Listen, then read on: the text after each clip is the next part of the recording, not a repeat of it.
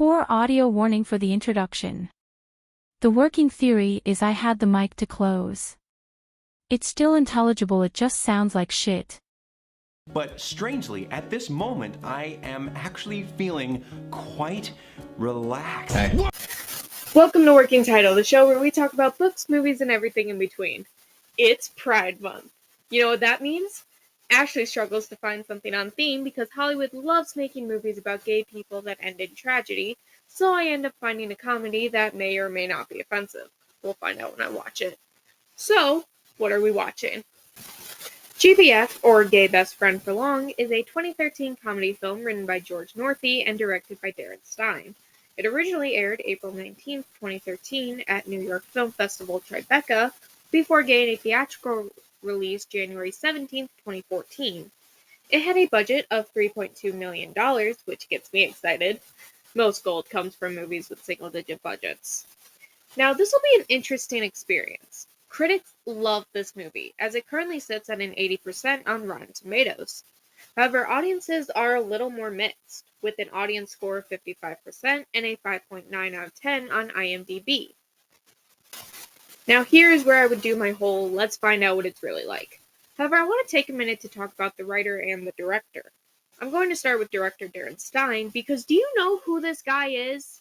This motherfucker is the writer and director of the 1999 movie Jawbreaker. You know, the one where Rose McGowan plays a mean girl and kills her friend. He also apparently is going to direct the upcoming Jawbreaker TV series, which is actually pretty cool. But he also wrote one of the Lifetime adaptations of V.C. Andrews' The Dollanganger series.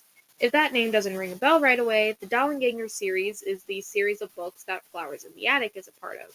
Check out my review of that book, a lot of work went into it.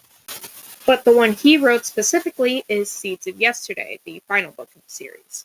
So if you hate the adaptation for making two of Kathy's children enter a relationship, blame this asshole. I'm being mean. I don't know much about this guy, but come on. The world isn't sad. The world's funny. I'm a sociopath. That's all right. Sorry, that was unnecessary, but I felt it was on theme. Have you seen Jawbreaker? Let's move on to the writer George Northey. He is also the writer behind 13 episodes of the MTV show Faking It. Check out this Athena P video to learn more about that show. 2 episodes of the Charmed reboot, which I watched maybe the first 2 episodes when it came out back in 2018 and then forgot it existed. But apparently it got 4 seasons, which anything that gives Sarah Jeffrey work, I'm okay with. And 1 episode of XO Kitty, which I know next to nothing about, but I like Anna Cathcart, so these are not your typical indie nobodies that I usually talk about.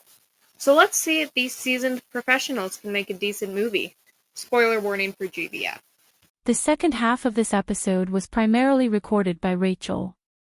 I don't have a good reason, I just didn't want to. The movie opens on a credit sequence. What? How? Yeah. We open on a 2-minute credit sequence. Now, do I have a problem with it? Sort of.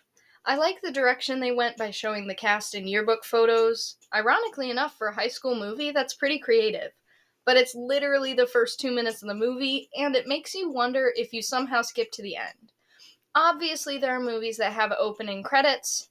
I want to say Rocky Horror is one of them, but I know National Lampoon's Christmas Vacation is. But the thing is, this one felt very much like end credits, and unlike those other films, it just kind of jumps right into it. No cold open, nothing. So, not a bad sequence, but we probably could have saved it till the end. This movie made a joke about Mean Girls the Musical before there was a Mean Girls the Musical.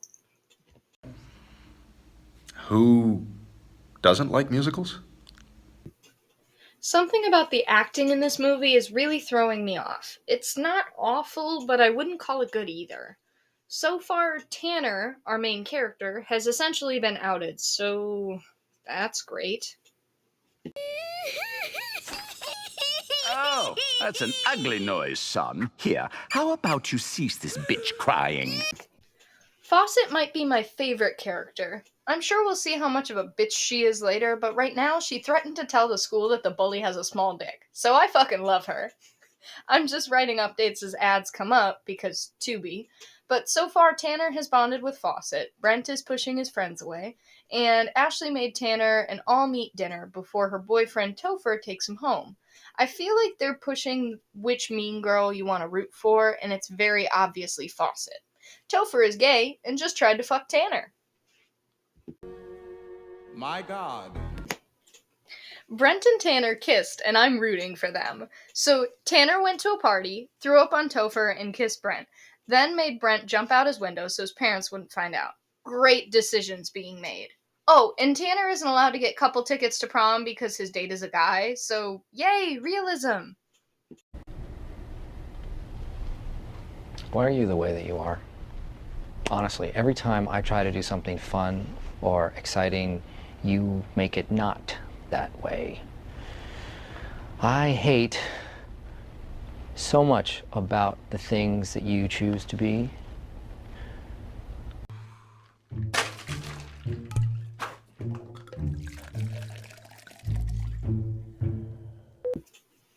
I just want to take a minute to appreciate that an adult acknowledged that Tanner is being treated like an object, and then it gets brushed aside. So, Fawcett is running an alternate prom, Brent is working with Theater Bitch, and Brent and Tanner's friends hate them. But Tanner and Fawcett had a pretty sweet heart-to-heart. Tanner's date kissed his cheek, and the subtitles said smooches. So, Brent and Tanner don't end up together, but honestly, that's okay. I think it kind of would have defeated the message of the movie if they did. Because, there are two ways you can grade a movie. Technically speaking, I give it a 5 out of 10. There's some lines that don't sit right with me, and a lot of writing decisions I'm not a fan of, which I think is the result of making a comedy from a drama concept. And as I mentioned, I'm not the biggest fan of the acting, even though Ivana Lynch will always have my heart. I want to butt in here for real quick, because I really did not go into detail with that as I would have liked.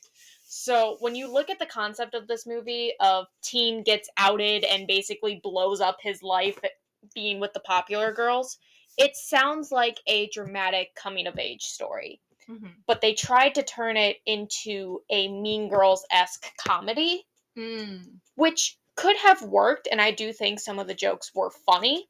Like, it's a well-written comedy, but I don't think the concept gives well to that genre. Mm-hmm. So that's my interjection. That's okay. Story-wise, I give it an 8 out of 10. The characters were fun, and the heartfelt moments didn't take away from the comedy, while still having the weight that they should. So, if we want to do the math, this movie has a 13 out of 20, but I'm going to bump it up to 17. Because despite my problems with the movie, I think it's a good viewing experience, and it's a pretty good time capsule of 2013. So, for those reasons, I give my endorsement for GBF. So that was the movie. Again, it's a really good movie, and I recommend it. If you're in the mood for another fun gay movie, check out our review of But I'm a Cheerleader. And if you want to suggest episodes, get updates on episodes, or you just want to chat, you can subscribe. Follow me on Twitter. Do you want me to do the conclusion? Alright. So that was the movie. Again, this is a really good movie, and I recommend it. If you're in the mood for another fun gay movie, check out my review of But I'm a Cheerleader, or you could just watch But I'm a Cheerleader, but I think I'm funny. And if you want to suggest episodes, get updates on episodes, or you just want to chat, you can subscribe, follow me on Twitter at ashleymariewt, or email me at ashleymariewt@gmail. Check out my Instagram, ashleymariewt, if you want to see my crochet projects or the occasional photo of my cat. And I'm going to try and do more marketing on my Tumblr, ashleymariewt. And if you guys have things you want me to talk about, which I know I already said, bear with me, alright? If you guys have things you want me to talk about, leave them in the comments. And until next time, peace out. Bye! On to the next one, bitches!